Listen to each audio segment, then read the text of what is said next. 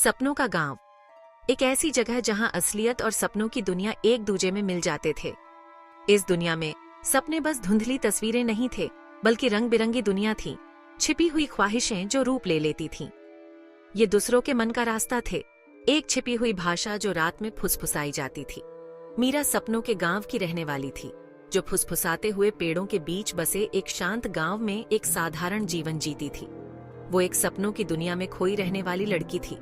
उसका सर हमेशा बादलों में रहता था, जिस पर उसके दोस्त और परिवार वाले अक्सर हंसा करते थे। उन्हें क्या पता था कि मीरा के सपने उन सब की कल्पना से कहीं ज्यादा असली होने वाले थे। एक रात जब चांद ने दुनिया को अपनी चांदी सी रोशनी में नहलाया, तो मीरा ने खुद को अपने बिस्तर पर नहीं, बल्कि एक ऐसी सपनों की दुनिया में पाया जैसा उसने पहले कभी नहीं देखा था। यह चमकीले रंगों, अद्भुत जीवों और भूली हुई यादों की फुसफुसाहट से भरी दुनिया थी।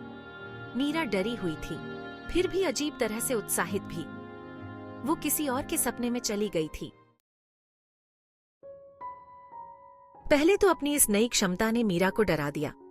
वो दूसरों के मन में एक फुसफुसाहट थी, एक ऐसी दुनिया की खामोश दर्शक जिसके लिए उसकी आंखें नहीं बनी थीं। फिर भी जिज्ञासा ने उसे अपनी ओर खींचा, जैसे चांद ज्वार को खींचता है। उसने अपने साथी ग्रामीणों के सपनों की खोज शुरू कर दी। उनकी उम्मीदें और डर उसके इर्द गिर्द भूतों की तरह घूम रहे थे।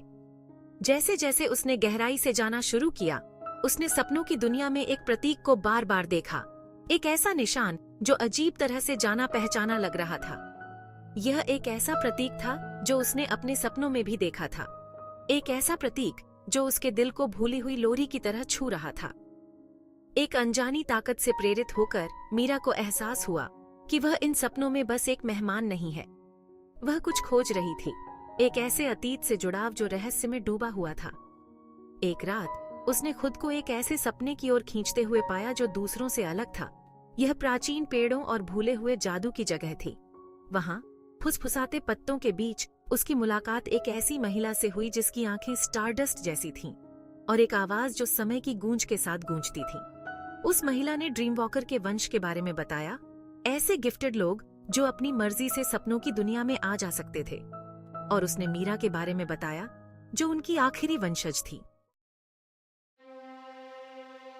सपने में आई महिला ने मीरा के वंश के बारे में सच्चाई बताई।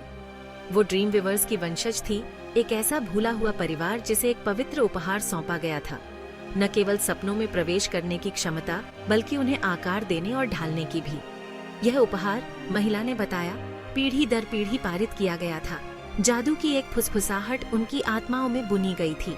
मीरा ने अपने पूर्वजों के बारे में जाना, शक्तिशाली ड्रीम वॉकर जो उपचार, मार्गदर्शन और रक्षा के लिए अपनी क्षमताओं का उपयोग करते थे।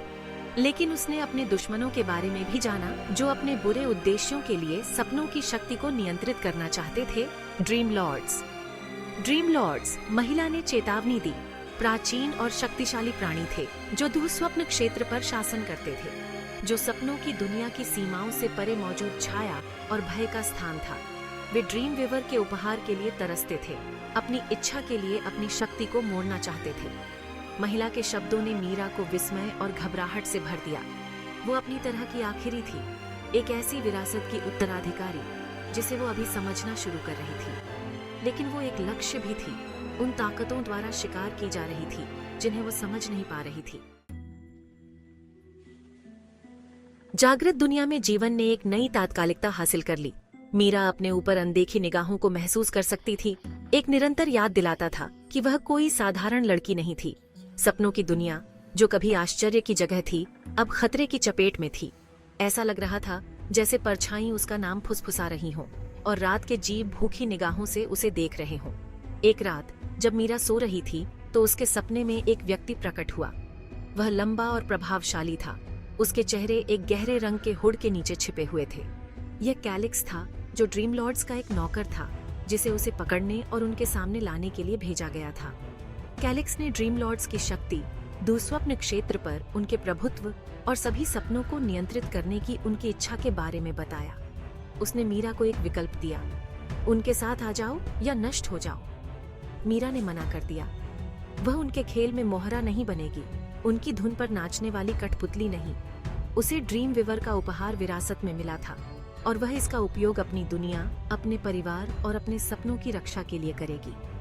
कैलिक्स, उसकी पेशकश ठुकरा दी गई, प्रतिशोध के वादे को पीछे छोड़ते हुए छाया में गायब हो गया। कैलिक्स की धमकी मीरा के दिमाग में गूंज उठी। ड्रीम लॉर्ड्स उसकी शक्ति का दावा करने के लिए किसी भी हद तक जाएंगे। वह जानती थी कि उसे क्या करना है। उसे ड्रीम लॉर्ड्स का सामना उनकी ही जमीन पर दुःस्वप्न क्षेत्र के केंद्र में करना था।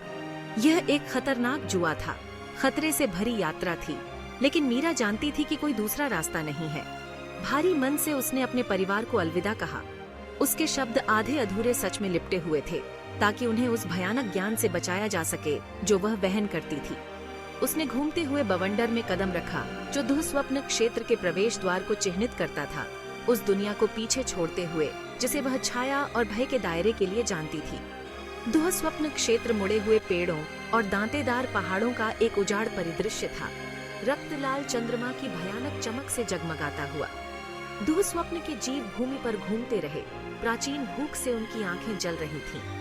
मीरा आगे बढ़ी, उसका डर उसके दृढ़ संकल्प से जूझ रहा था। उसे ड्रीम लॉर्ड्स को ढूंढना था, उन्हें दुनिया पर अपना अंधेरा फैलाने से पहले रोकना था। रास्ता ऑब्सीडियन के एक विशाल किले की ओर जाता था, इसके शिपिली तूफानी आकाश को चीरते हुए। अंदर मीरा का सामना ड्रीम लॉर्ड्स से हुआ, जो अपार शक्ति और भयानक महिमा वाले प्राणी थे। उन्होंने उसे शक्ति और प्रभुत्व के वादों के साथ ललचाया, लेकिन मीरा दृढ़ रही। उसने ड्रीम वीवर के उपहार की शक्ति को मुक्त कर दिया। उसके सपने प्रकाश और आशा की एक टेपेस्ट्री बुन रहे थे। प्रकाश ने छाया को दूर भगाया और दुःस्वप्न क्षेत्र पर ड्रीम लॉर्ड्स की पकड़ को चकनाचूर कर दिया। विजयी लेकिन थकी हुई मीरा अपनी दुनिया में लौट आई, हमेशा के लिए अपनी परीक्षा से बदल गई।